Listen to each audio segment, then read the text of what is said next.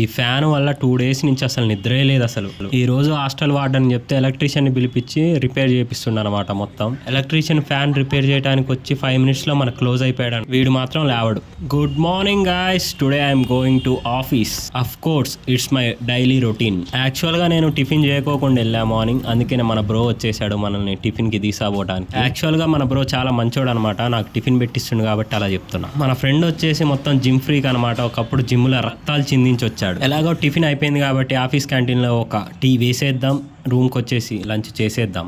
Evening వచ్చేసరికి late అయిపోయింది. ఈ రోజు యాక్చువల్ గా సండే అనమాట. చికెన్ పెట్టేస్తారనమాట. ఆ ముక్కలు తొందర లేకపోతే దెంగిపోతా, లేదంటే రూమ్ లో కన్నా పోయాడు కూసోకు.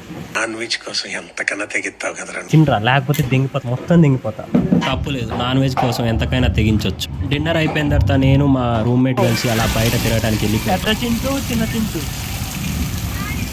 మొత్తం చింటూకి ఫ్రెండ్స్